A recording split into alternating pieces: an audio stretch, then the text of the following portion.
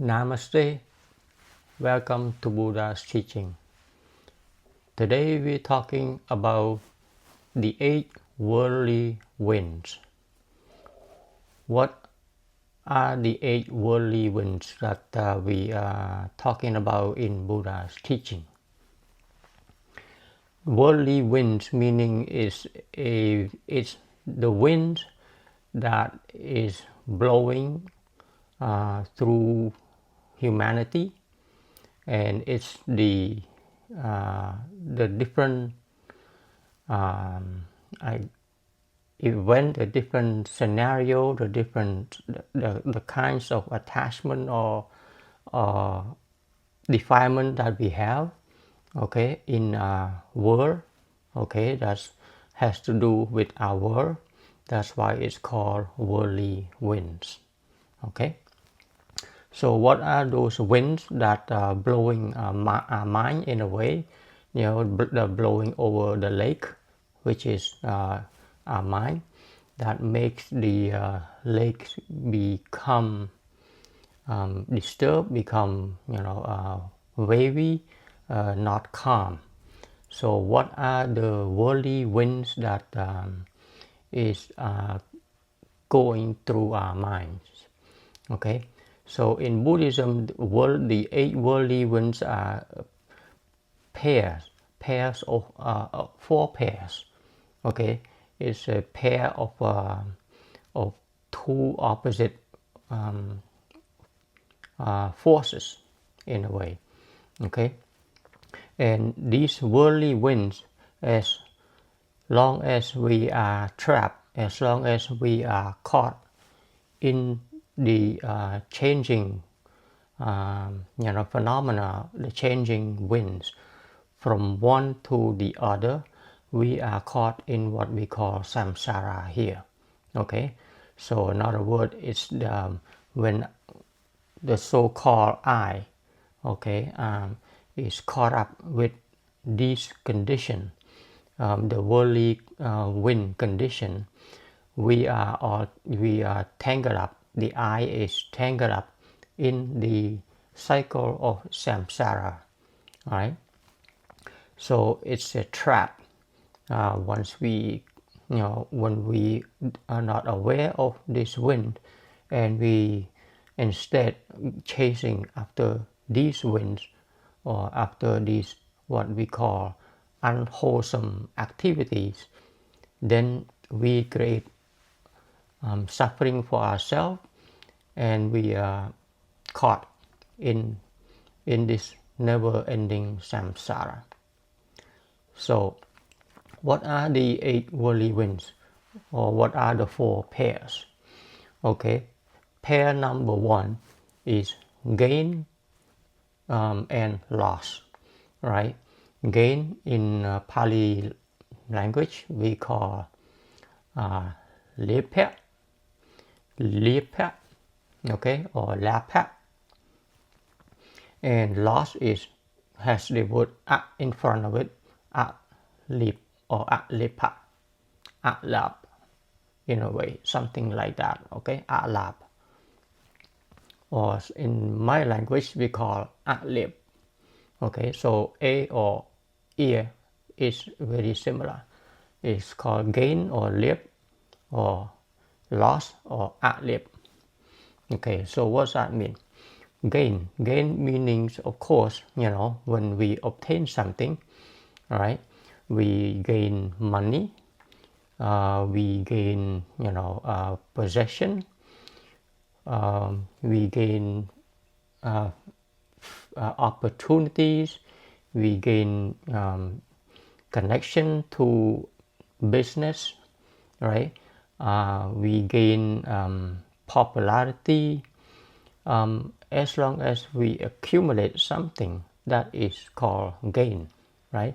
And that gain comes whether most of the time we chase after it, or someone gave it to us and make us happy. All right, so because of that, we, for example, we make money, right, with the business, so that's a gain, right? So you play the lottery and you win, that's a gain. You play the stock market, you win, that's a gain, right? So when there's gain, what is it that people feel? Normally, for pretty much almost everybody, when we have gain, we are happy, right? Because we obtain something, because we think that gain make us happy. And the reason we think that is because when we gain money, when we gain wealth, we can use that money to buy things to make us even more happy, right? So gain, so the being happy from obtaining stuff like that has its root, believe it or not, okay, has its root in greed, okay. So gain, when we gain something and we're happy and all that, the source of that feeling, of that emotion, is greed or desire, okay. And we all know greed or desire is one of the unwholesome mind faculties. So with that, it leads us to suffering, okay. So I'm sure many people would probably scratch their head and say, what do you mean suffering? When you gain something, you're happy, and why you say it's suffering, right? Well, okay, we'll get to that. The thing is, because we don't, because gain is an energy, is the force that is opposite to loss, okay. These two things, they come as a pair. When we happy, when we want to gain something or whatever that we want to gain, of course in our mind, okay, we don't want to lose things, okay. We don't want to lose money, well, we don't want to lose our position, our job, we don't want to lose our connection, we don't want to lose business and all that, okay. So it is, the reason is because we want to gain. When it doesn't happen, the desire to gain leads to suffering, okay. That is the reason, right? So the desire, the happiness, when we are happy to gain something, of course we will not be happy when we don't get it or we lose it, okay. So that pair is you cannot have one without the other. That's how the human emotion works, okay. You cannot just have, being happy but not get upset when we lose something, okay. So these two things here is a pair. When they become as a pair in our human emotion. When we are happy to gain, of course we would be upset when we lose, and that is just the way it is. That is nature. It's our nature, okay. So gain and loss is the first pair of the worldly wind. Number two, fame, right? Being famous, or the opposite of fame is disgrace, right? Lose face. So people are very happy, okay, when they are famous, okay. You look around, if you see the movie stars, okay, the sport star, soccer star, whatever star, whatever famous people, okay, that you see, okay, or you yourself or have some kind of fame also. Let's say you are a quarterback of a football team in college, in high school, you were a star tennis player, okay, or you are the lead or the champion in tennis, in whatever you name it, okay, that is called fame and being famous, okay. And famous is of course is being, you gain popularity, all right. So that is one of the great attachment that is also has its source with greed, right. So when you become famous and you become popular, obviously, you don't want to lose face, so you do everything to keep being famous, to maintain that title, right, to maintain the status that you have, okay. So one of the thing is that keep maintaining being happy, being famous, being popular is something that people work very hard, okay, to maintain it, okay. That's one of the hidden suffering of being famous, right.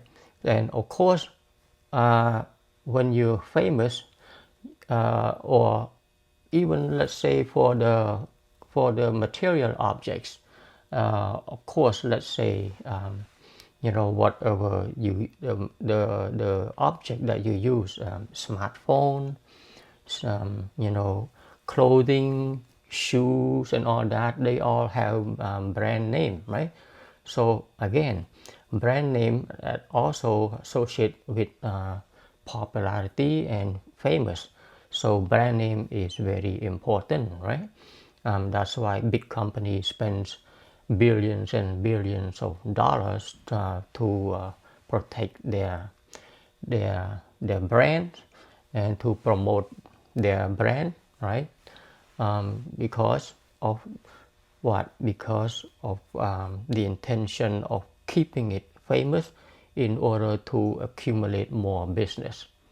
Okay, so fame and famous is, popularity is very important and is one of the great attachment that people are chasing after and that people are looking for, right? And that is one side of the pair. Of course, the other side is disgrace. So if a famous person lose face, right, let's say, as you all see in here all the time on the headline news and all that, okay, one famous person now, they feel so bad, they used to be famous and now they have a broken family, or they did something not good, right? Behavior wise, or dealing with addictive substance, or do something that is against the law or illegal and things like that, and as the truth come out, they lose their popularity, they lose face, and that is great suffering. Okay, so that is a pair, that is another pair, and you cannot have one without the other. All right, when we have this great attachment to popularity, to being famous, of course you will have great attachment also to not not losing face or become disgraceful to other people, to the society and all that. Okay, so that's the second pair. The third pair is praise and blame, right? People, of course, we don't, a lot of time, not many people going after praise, but of course they love to hear when people praise them. Okay, it makes them feel good. It makes people feel good when somebody praise them. Oh, you were so smart, right? You were so successful. Okay, you are so handsome. You are so beautiful. You are so rich. Okay, you are amazing, and things like that, right? When people hear those kind of praise, they feel, pretty good. It's like their value all of a sudden arise like this according to people's words, right? Words are just words, but the feeling of people, the emotion that rise, that all of a sudden, now people feel so, good like this, feel high, okay, because of praise, right? And of course, as we all know, blame is the opposite, right? Blame is the opposite. If somebody blame us, somebody criticize us, uh, we feel that we are being put down, right? We feel like we are like a bad person, or something like that. So when we blame, of course we have reaction for a lot of people. You see all this attachment that's going on there. As I described, go through this. When somebody blame us, we either react back with anger, okay, or we feel bad, and all of a sudden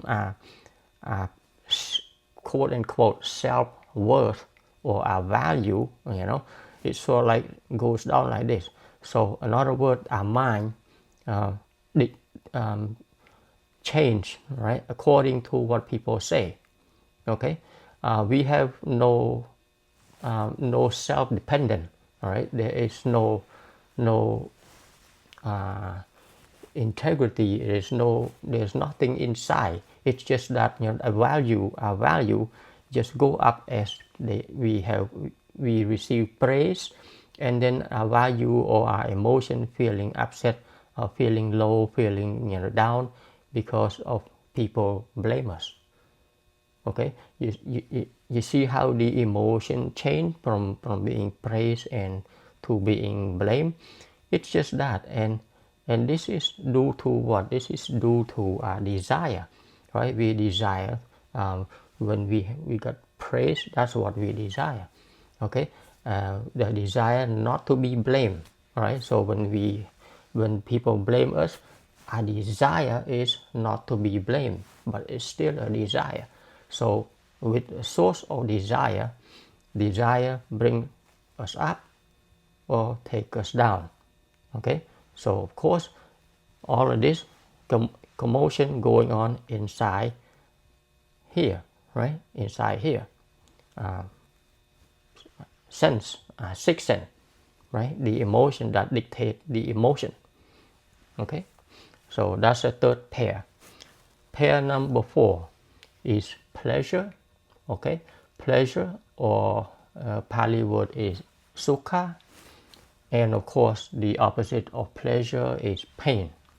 All right, so pleasure and pain, of course everybody want to have sukha, want to have happiness, right? To have pleasure. So because of that, okay,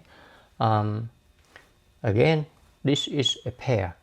So when it's a pair, it means that you cannot detach one from the other. All right. When you have the feeling of something nice, something comfortable, you have to understand that in order for us to feel that, we have to know what is not pleasant. Okay, in order to feel pleasant, we have to know.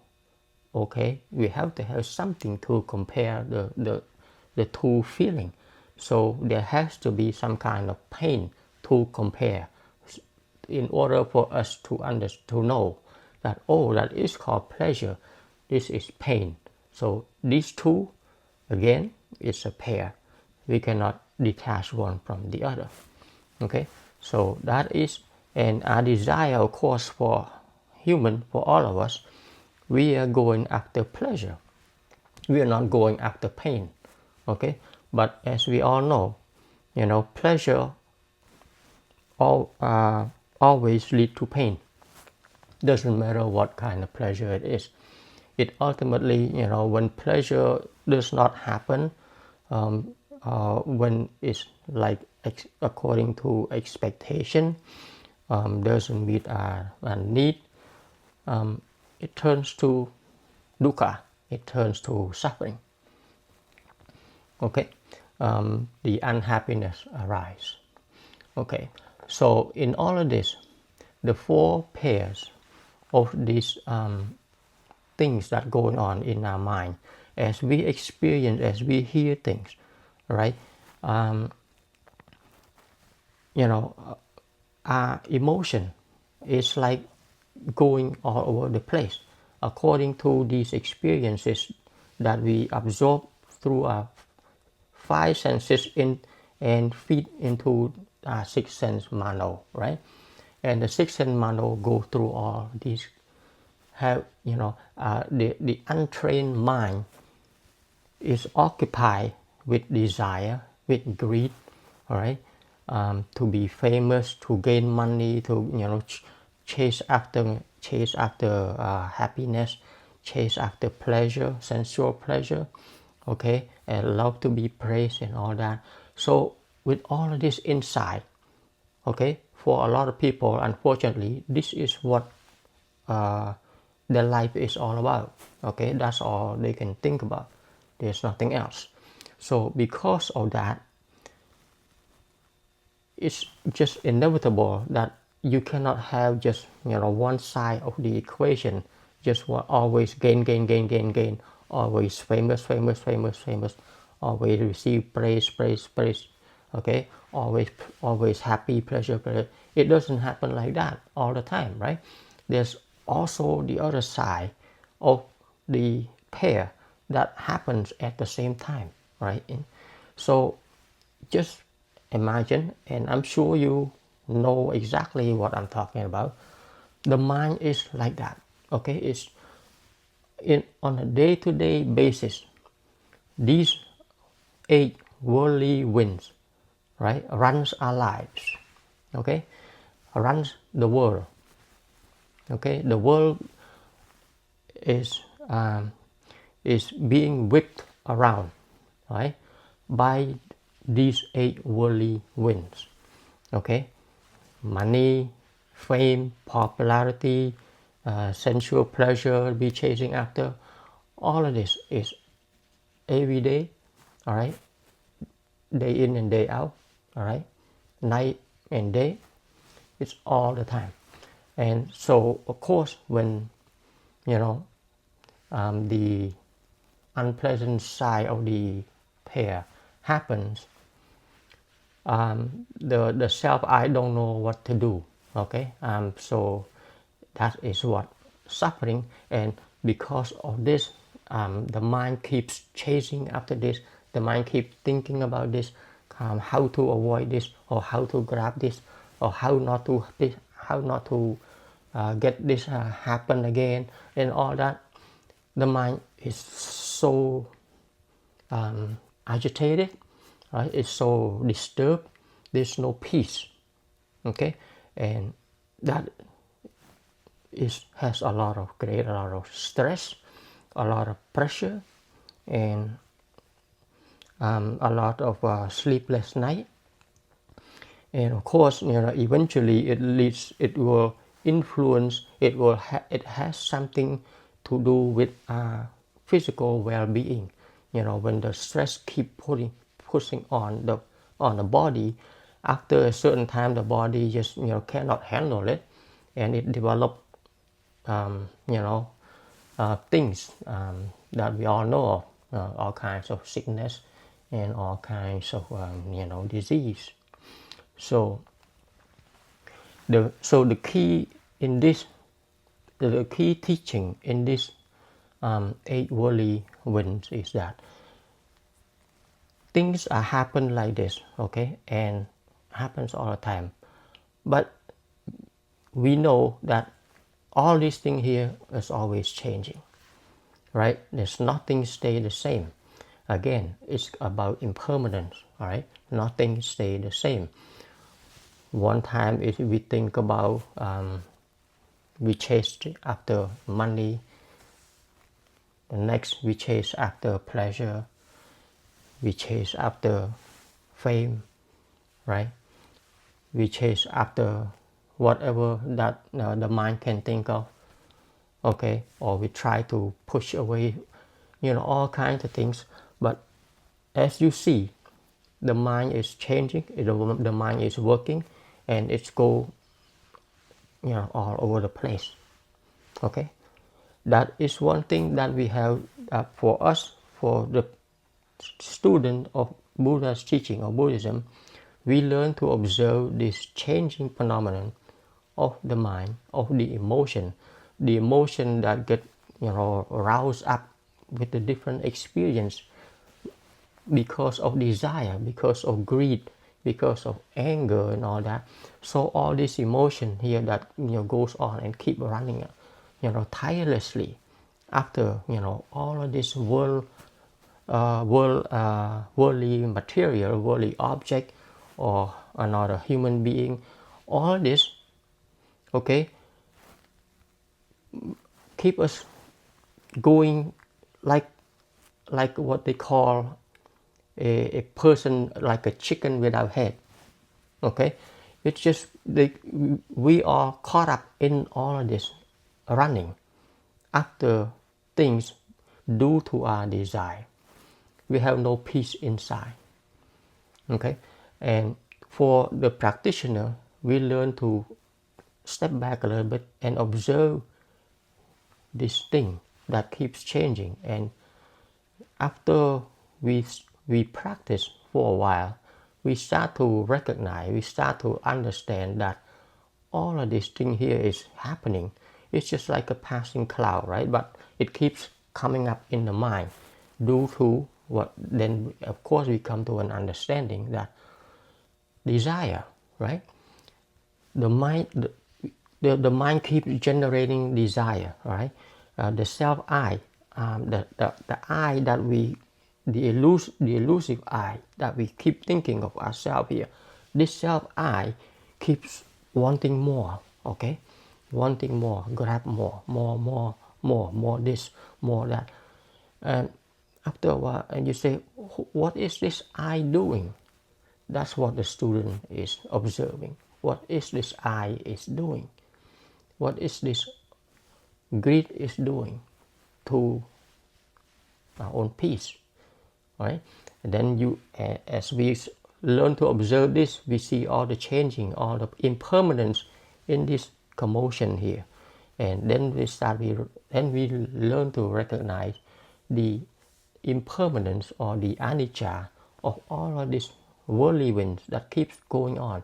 And for the practitioner, for the vipassana meditator who learn to observe this, learn to observe the desire, learn to observe the anger, that just step back instead of going with it, right? After the fame, go after all this, okay? Instead of going with it, you observe it, and then it just arises and then it falls away. Arise and then it falls away, and then you say, the less going after, the less desire you have, the more peace you have, okay? When you try so hard, there's no peace. But if you just let the desire come and let it go, emotion come and emotion go, then you feel that the wave of the ocean is getting flatter and flatter and flatter, and the mind become more peaceful, right? When there's not much chasing after, okay? When there's not much running after all these things, then the mind start to be calm, to be at peace, and the head becomes clear, start to feel, feels kind of relaxed, feels kind of good.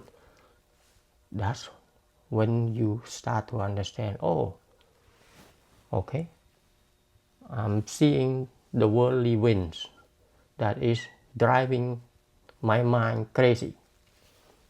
Okay, that's what the worldly winds do. So when you see that, you learn to cultivate. Okay, so the key in this in the teaching of the 8 worldly winds is that you learn to observe this by vipassana. Okay, meditation, by observing, okay, the different changing things, then you become more peaceful and peaceful. And of course, the goal of our learning here is that once we can become detached from going after this, going after money, going after popularity, going after praise, right? Going after worldly pleasure. As we learn, as we become detached from those, we feel much better. Believe it or not, it's the opposite. As a matter of fact, so as you feel more peace, and the value or the self-value, as we know before, does not rise or does not go down according to what people say. People praise, okay, you stay here, the mind is here. And then people blame, the mind is also here. The mind don't go down or the mind don't go up, right? Based on what people say. People can blame you, but your observed mind has been trained. You just, okay, you hear what people say, you hear what people call you, okay, scold you and all that. That's fine. You just listen and observe and analyze it. And how to handle criticism is one of the things that I cover also in one of the episodes. If you have not listened to it, go ahead and listen to it. How to handle criticism, because there can be good criticism that we can learn from others. All right, it doesn't mean that we just brush everything off. It's not that. When people criticize us, accuse us or something, okay, we just, okay, keep calm and just listen. All right, is that true or not? Do I need some kind of improvement or not? Okay, but the mind is like this, not boom, right? Somebody accuses us or something, and then boom, and then you have some kind of reaction and argument and all that. Okay, but it takes training. Okay, because the mind is very fast in reacting. It takes training in order to have a peaceful mind. Okay, because once we learn, once we understand about all this commotion that goes on, and we learn to detach, right, from all these worldly winds, right, we learn to attach from them, and we start to have more peace. This is where you want to be, and at one point you will realize that, yes, okay, it's better here than going chasing and after all kinds of things. Okay, because those things comes as a pair, not just one. It's a pair, right? So it doesn't just come, just praise. There's gonna be blame, and those just come with love. If you ask any celebrity, okay, does everybody worship the celebrity or whatever? Is there any people hate the celebrity, that particular one? You better believe it, okay? When there's, let's say, millions of people love that singer, love that the star, movie star, there are people who don't like that person also. Okay, we just don't hear that other side. Okay, but they do, right? They get all kinds of pressure from the other side that we don't know about, because let's say we like an idol. We have an idol, or we love the person, so just from one channel, from us, we love the person. Okay, so the person is our idol. All right, the famous singer, the famous movie star, sport figure, all that, right? Our idol. But the idol itself don't just receive the love from us, it also receive the hate or the jealousy from other side that we don't know. Okay, it's a pair, right? So this is what we need to reflect about the 8 worldly winds. Okay, as long as a person does not recognize this craziness in life, the person will get caught up in the cycle of never ending and very tiring story of life, right? And it's just like they try after one thing is another, and can't seem to find an end, right? Because when we talk about desire for whatever, money, fame, fortune, happiness, whatever, desire can never be filled completely. There's always a hole. It's a bottomless pit. Okay, whatever you put into desire, there's always new desire that keeps coming up all the time. This is what desire do. Okay, there is no bottom. All right, there's no end. Right.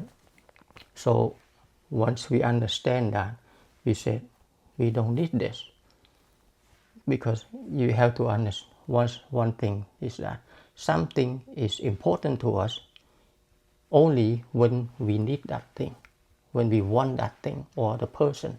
Then that object or the person is important to us, and we become attached to it because we desire for that person or we desire for that object.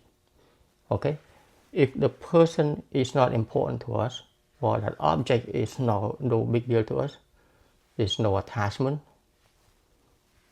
There you go. There's no commotion, right? There's okay, whatever. And that's why we need to figure this out, right? To make sure that okay, all of this time that we have been running after all of this thing here, all of this, we are caught up in the worldly winds here, the 4 pairs. Okay, don't you think it's time to take a look at it, right? To get yourself away so that you have a peace of mind. Okay, so, and that is the point of the lesson of the 8 worldly winds. Okay, the Buddha points out these are the commotion, these are the storm in the people's mind that drive people all over the place. They have no clue what's going on. They just go with the wind. All right, it's like you're caught up in the twister, caught up in some kind of storm without knowing where to go. So that's the 8 worldly winds for you. Hopefully you have something out of this one, right? Until next time, I like to pay respect to the triple gems. I like to pay respect to the Buddha. I like to pay respect to the Sangha and the Dhamma, and I like to pay respect to the Sangha. Namaste.